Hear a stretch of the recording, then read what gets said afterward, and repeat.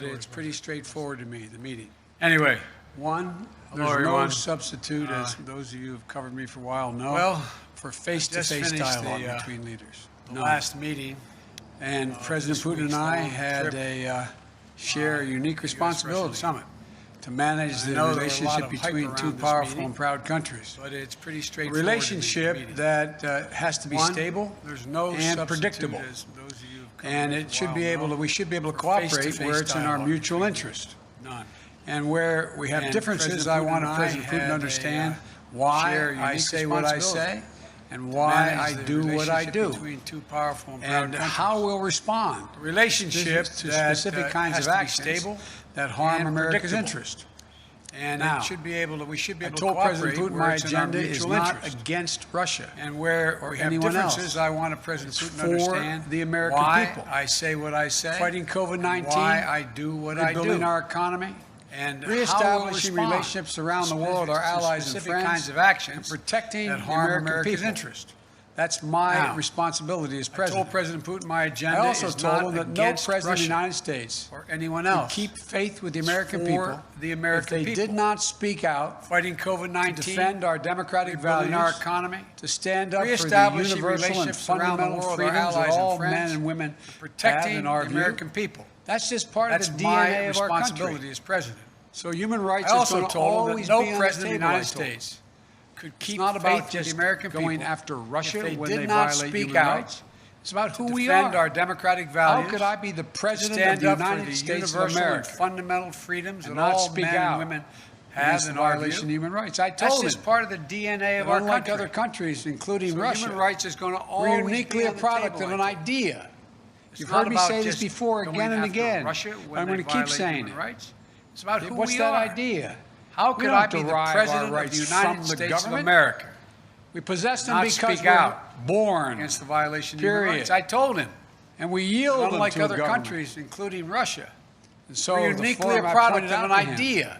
that You've heard me say this that's before why we're again going to and raise again. our concerns I'm about gonna keep cases like saying it. Alexei Navalny. What's that I idea? made it clear. We to don't President derive Putin. our rights And we'll from the continue government. to raise issues Possess them of because we're fundamental human born. rights. Because that's Period. what we are. That's who we And are. we The yield them idea to a is government. We hold these truths self-evident. So the All forum I men and pointed women. out to him. We haven't lived up That- to it completely, That's but we've why we're going always to raise our widened concerns about cases the arc like Alexei Navalny. of commitment and I made it included clear, more and more people. President Putin. And I raised the And we'll case. continue to raise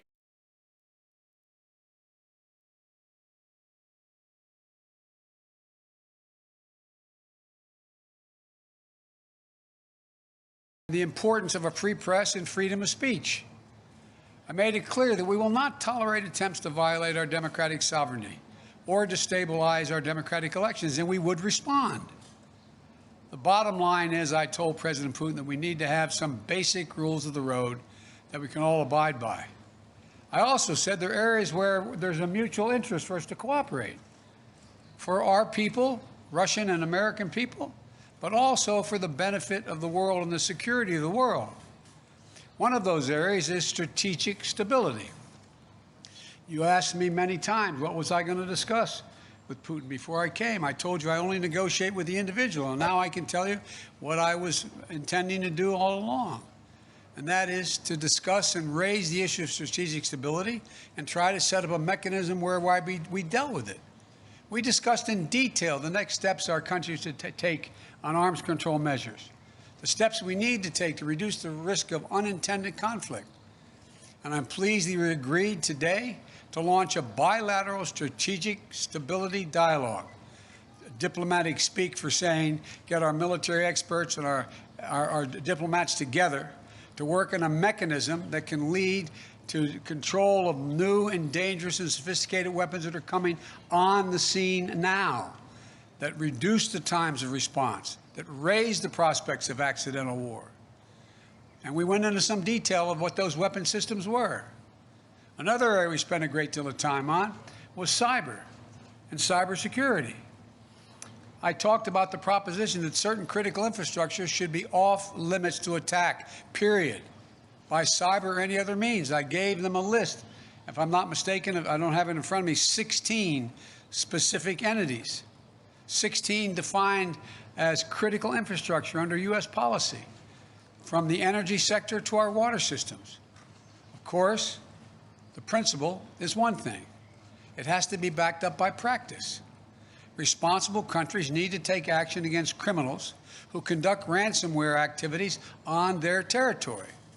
So we agreed to task experts in both our countries to work on specific understandings about what's off limits and to follow up on specific cases that originate in other countries, in either of our countries. There's a long list of other things we spent time on, from the urgent need to preserve and reopen the humanitarian corridors in Syria so that we can get food, just simple food and basic necessities, to people who are starving to death. How to build it and how it is in the interest of both Russia and the United States to ensure that Iran does not acquire nuclear weapons. We agreed to work together there because as much as Russia's interest is ours. And to how we can ensure the Arctic remains a region of cooperation rather than conflict. I caught part of President Putin's press conference, and he talked about the need for us to be able to have some kind of modus operandi where we dealt with making sure the Arctic was, in fact, a free zone. And to how we can each contribute to the shared effort of preventing the resurgence of terrorism in Afghanistan. It's very much in the interest of Russia not to have a resurgence of terrorism in Afghanistan. There are also areas that are more challenging. I communicated the United States' unwavering commitment to the sovereignty and territorial integrity of Ukraine. We agreed to pursue diplomacy related to the Minsk agreement. And I shared our concern about Belarus. He didn't disagree with what happened. He just has a different perspective of what to do about it. But I know you have a lot of questions, so let me close with this. It was important to meet in person, so there can be no mistake about or misrepresentations about what I wanted to communicate. I did what I came to do. Number one, identify areas of practical work our two countries can do to advance our mutual interest and also benefit the world. Two, communicate directly that the United States will respond to actions that impair our vital interest or those of our allies. And three, to clearly lay out our country's priorities and our values so we heard it straight from me. And I must tell you, the tone of the entire meetings, I guess it was a total of 4 hours, was good, positive. There wasn't any strident action taken. Where we disagreed, I disagreed, stated where it was. Where he disagreed, he stated. But it was not done in a hyperbolic atmosphere. That is too much of what's been going on. Over this last week, I believe, I hope, the United States has shown the world that we are back, standing with our allies. We rallied our fellow democracies to make concerted commitments to take on the biggest challenges our world faces. And now we've established a clear basis on how we intend to deal with Russia and the U.S.-Russia relationship. There's much more work ahead. I'm not suggesting that any of this is done. We've gotten a lot of business done on this trip. And before I take your questions, I want to say one last thing. Folks, look, this is about how we move from here. I listened to, again, a significant portion of what President Putin's press conference was. And as he pointed out, this is about practical, straightforward, no-nonsense decisions that we have to make or not make. We'll find out within the next 6 months to a year whether or not we actually have a strategic dialogue that matters. We'll find out whether we work to deal with everything from release of people in Russian prisons or not. We'll find out whether we have a cybersecurity arrangement that begins to bring some order. Because look, the countries that most are likely to be damaged, failure to do that, are the major countries. For example, when I talked about the pipeline that cyber hit for $5 million, that ransomware hit in the United States, I looked at him and I said, well, how would you feel if ransomware took on the pipelines from your oil fields? He said it would matter. This is not about just our self-interest. It's about a mutual self-interest. I'll take your questions, and as usual, folks, they gave me a list of the people I'm going to call on. So, Jonathan, Associated Press. Thank you, sir. U.S. intelligence has said that Russia tried to interfere in the last 2 presidential elections, and that Russia groups are behind hacks like SolarWinds and some of the ransomware attacks you just mentioned. Putin, in his news conference just now, accepted no responsibility for any misbehavior. Your predecessor opted not to demand that Putin stop these disruptions. So what is something that concrete, sir, that you achieved today to prevent that from happening again, and what will the consequences you threaten him? Whether I stopped it from happening again, he knows I will take action, like we did when this last time out. What happened was we, in fact, made it clear that we were not going to continue to allow this to go on. The end result was we ended up withdrawing, they ended up withdrawing ambassadors. We closed down some of their facilities in the United States, et cetera. He knows there are consequences. And look, one of the consequences that I don't know, I shouldn't say this, it's unfair of me. I suspect you may all think doesn't matter. But I'm confident matters to him, I'm confident matter to him and other world leaders of big nations. His credibility worldwide shrinks. Let's get this straight. How would it be if the United States were viewed by the rest of the world as interfering with the elections directly of other countries and everybody knew it? What would it be like if we engaged in activities that he is engaged in? It diminishes the standing of a country that is desperately trying to make sure it maintains its standing as a major world power. And so it's not just what I do, it's what the actions that other countries take, in this case Russia, that are contrary to international norms. It's the price they pay. They are not able to dictate what happens in the world. There are other nations of significant consequence, i.e. the United States of America being one of them. Mr. President, just a quick follow on the same theme of consequences. You said just now that you spoke to him a lot about human rights. What did you say would happen if opposition leader Alexei Navalny dies? I made it clear to him that I believe the consequences of that would be devastating for Russia. I'll go back to the same point. What do you think happens when he's saying it's not about hurting Navalny, all the stuff he says to rationalize the treatment of Navalny, and then he dies in prison? I pointed out to him that it matters a great deal when a country, in fact, and they asked me why I thought it was important to continue to have problems with the president of Syria. I said because there's a violation of international norm. It's called the Chemical Weapons Treaty. It can't be trusted. It's about trust. It's about their ability to influence other nations in a positive way. Look, would you like to trade our economy for Russia's economy? Would you like to trade? And by the way, we talked about trade. I don't have any problem with doing business with Russia as long as they do it based on international norms. It's in our interest to see the Russian people do well economically. I don't have a problem with that. But if they do not act according to international norms, then guess what? That only won't happen with us. It will not happen with other nations. And he kind of talked about that, didn't he, today? About how the need to reach out to other countries to invest in Russia. They won't, as long as they are convinced that, in fact, the violations, for example, the American businessman who was in house arrest, and I pointed out, you want to get American business to invest, let him go. Change the dynamic. Because American businessmen, we're ready to show up. They don't want to hang around in Moscow. I mean, look, guys, I know we make foreign policy out to be this great, great skill that somehow is sort of like a secret code. All foreign policies is a logical extension of personal relationships. It's the way human nature functions.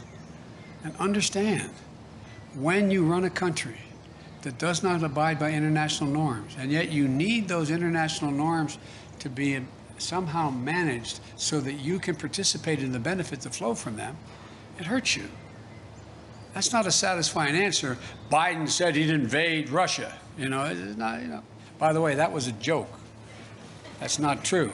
But my generic point is, it is more complicated than that. David Sanger. I thought I just saw David. There he is. Thank you, Mr. President.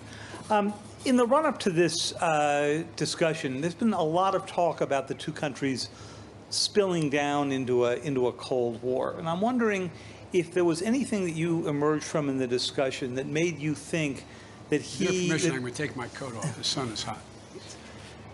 Anything that would make you think that Mr. Putin has decided to move away from his fundamental role as a disruptor, particularly a disruptor of NATO and the United States. And if I could also just follow up on your description of how you gave him a list of critical infrastructure in the United States, did you lay out very clearly what it was that the penalty would be for interfering in that critical infrastructure? Did you leave that vague? Did he respond in any way to it? Let me answer your first. Well, I'll answer your second question first. I pointed out to him we have significant cyber capability, and he knows it. He doesn't know exactly what it is, but it's significant. And if in fact they violate these basic norms, we will respond. Cyber. He knows, in the cyber way. Number two, I think that the last thing he wants now is a Cold War. Without quoting him, which I don't think is appropriate, let me ask you a rhetorical question. You got a multi-thousand-mile border with China. China is moving ahead, hell-bent on election, as they say, seeking to be the most powerful economy in the world, the largest, and the most powerful military in the world. You're in a situation where your economy is struggling. You need to move it in a more aggressive way than in terms of growing it. And I don't think he's looking for a Cold War with the United States. I don't think it's about as I said to him, I said, your generation and mine are about 10 years apart. This is not a kumbaya moment, as he used to say back in the 60s in the United States, like, let's hug and love each other. But it's clearly not in anybody's interest, your country's or mine, for us to be in a situation where we're in a new Cold War. And I truly believe he thinks that. He understands that. But that does not mean he's ready to, quote, figuratively speaking, lay down his arms and say, come on. He still, I believe, is concerned about being, quote, encircled. He still is concerned that we, in fact, are looking to take him down, et cetera. He still has those concerns. But I don't think they are the driving force as the kind of relationship he's looking for with the United States. Jennifer Jacobs.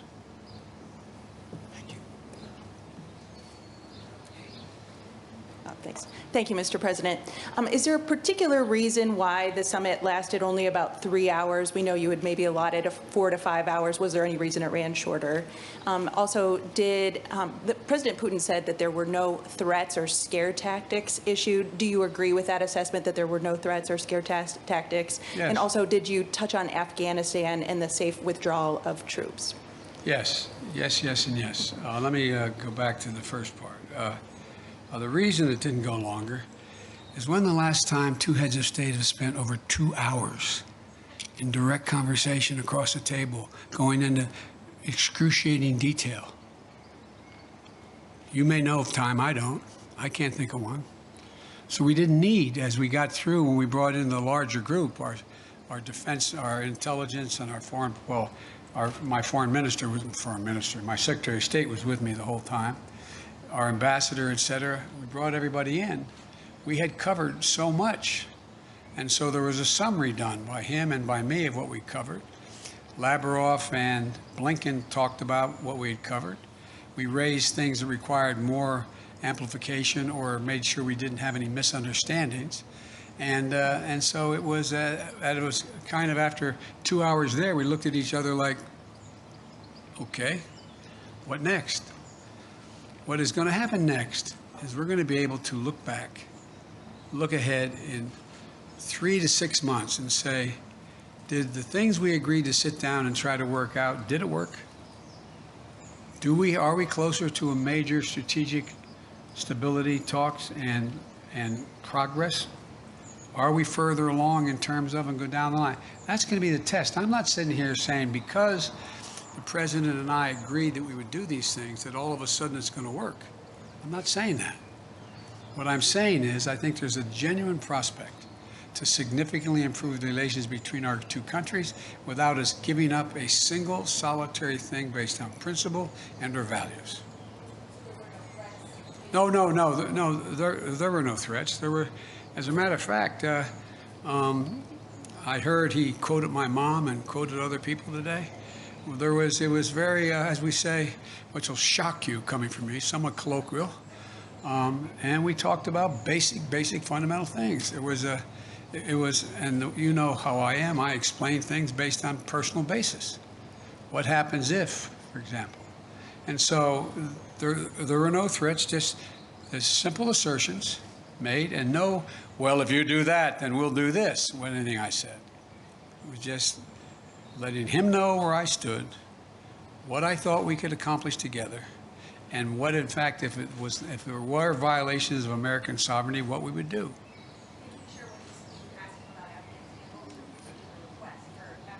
No, he asked us about Afghanistan. He said that he hopes that we're able to maintain some peace and security, and I said that has a lot to do with you. He indicated that he was prepared to, quote, help on Afghanistan. I won't go into detail now, and help on Iran, and help on, and in return, we told him about what we wanted to do relative to bringing some stability and economic security, or physical security, to the people of Syria and Libya. So we had those discussions.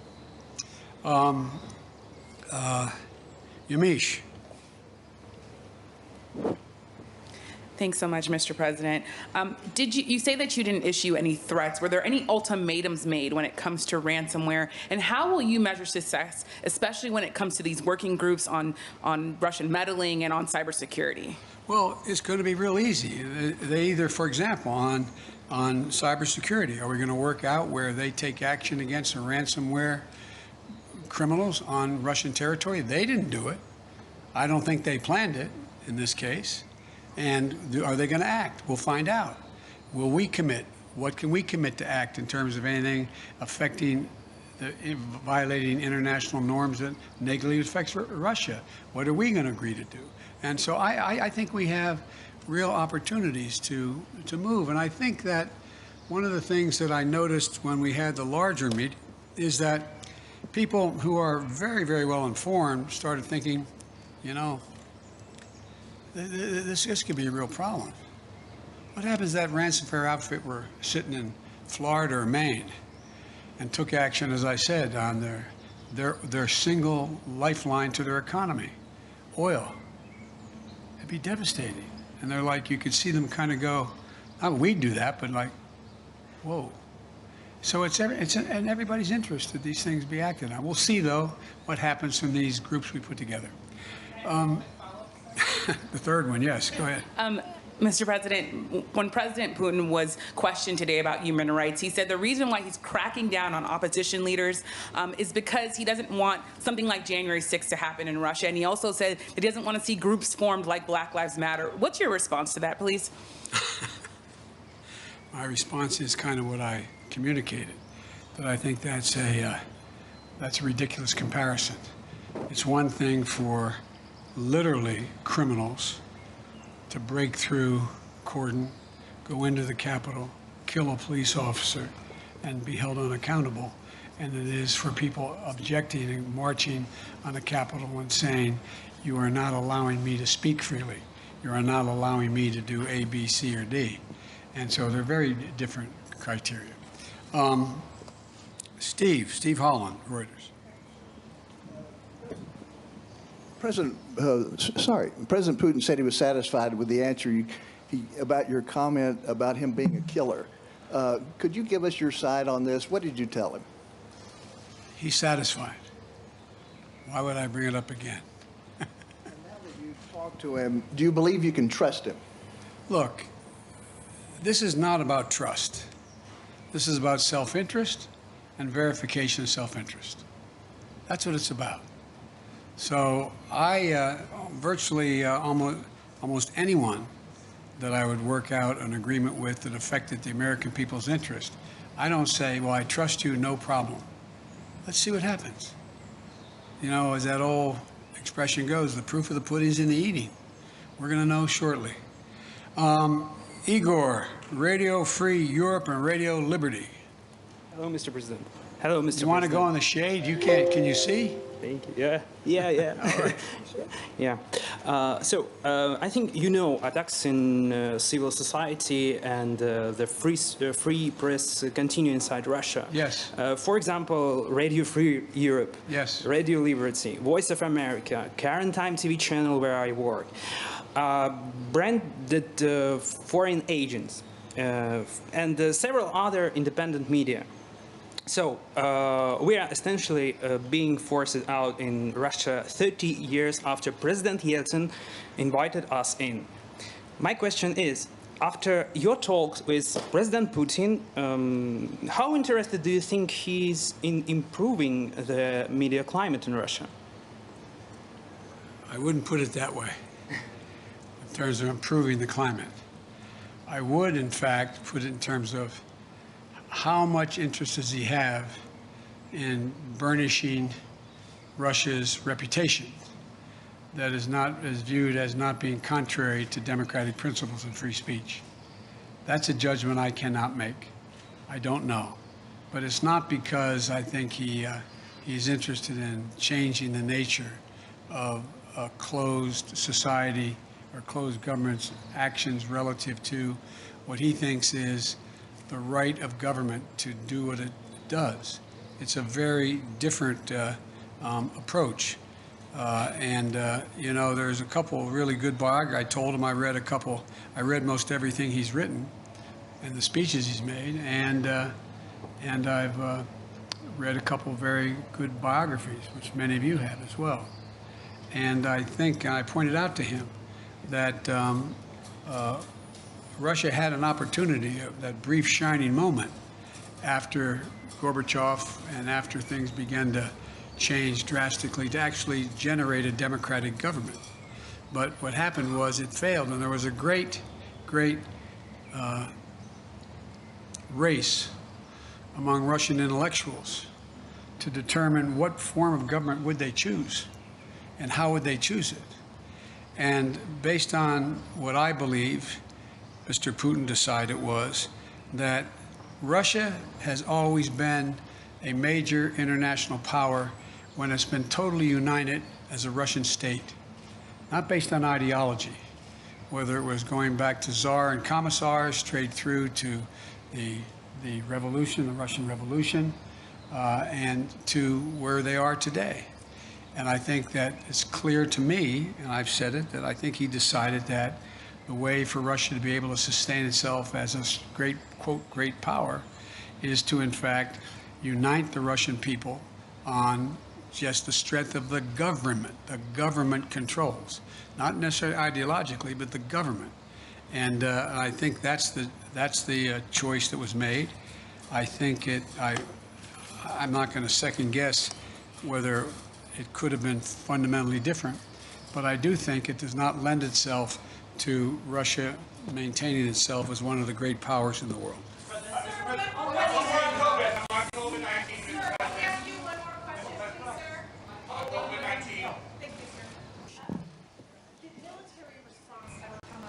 Conversation today, did you, in terms of the red lines that you laid down, is military response an option for a ransomware attack? And President Putin had called you in his press conference an experienced person. You famously told him he didn't have a soul. Do you now have a deeper understanding of him after this meeting? Thank you very much. But on the military response, sir? No, we didn't talk about military response. In the spirit, Mr. President, of you saying that there is no substitute for face-to-face dialogue and also with what you said at NATO that the biggest problems right now are Russia and China. You've spoken many times about how you have spent perhaps more time with President Xi than any other world leader. So is there going to become a time where you might call him, old friend to old friend, and ask him to open up China to the World Health Organization investigators who are trying to get to the bottom of COVID-19? Let's get something straight. We know each other well. We're not old friends. It's just pure business. So I guess my question would be, you've said that you were going to press China. You signed on to the G7 communique that said the G7 were calling on China to open up to let the investigators in. But China basically says they don't want to be interfered with anymore. So what happens now? The impact, the world's attitude toward China as it develops. China's trying very hard to project itself as a responsible and very, very forthcoming nation. That they are trying very hard to talk about how they're taking and helping the world in terms of COVID-19 and vaccines, and they're trying very hard. Look, certain things you don't have to explain to the people of the world. They see the results. Is China really actually trying to get to the bottom of this? One thing we did discuss, as I told you, in the EU and at the G7 and with NATO, what we should be doing, and what I'm going to make an effort to do, is rally the world to work on what is going to be the physical mechanism available to detect early on the next pandemic and have a mechanism by which we can respond to it and respond to it early. It's going to happen. It's going to happen, and we need to do that. Thank you.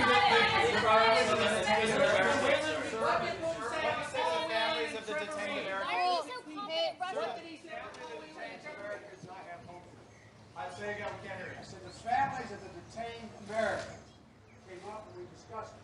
We're going to follow through with that discussion. I'm not going to walk away on this.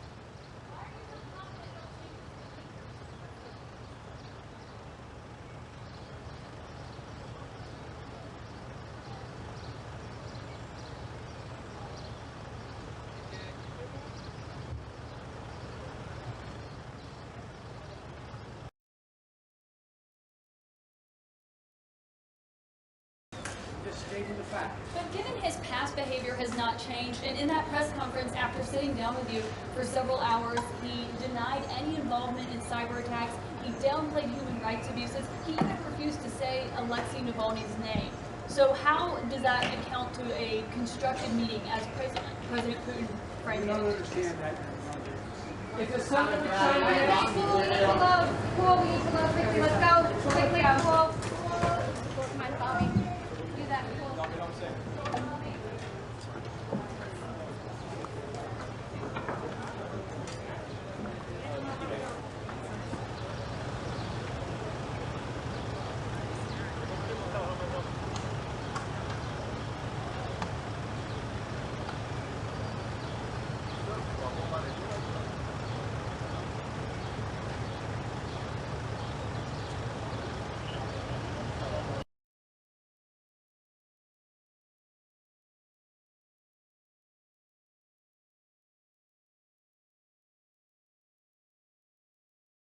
We have a new channel. Subscribe to us on YouTube at NTD News. Get the highlights of our news broadcast and the most important headlines that we curate especially for you. Don't let YouTube decide what information you get. That's your choice. YouTube is deleting our videos and cuts you off from a source of honest reporting. Make sure you don't lose access to NTD's news content, and take a quick moment to subscribe to our newsletter so no matter what happens here, you'll keep your access to a trustworthy news source.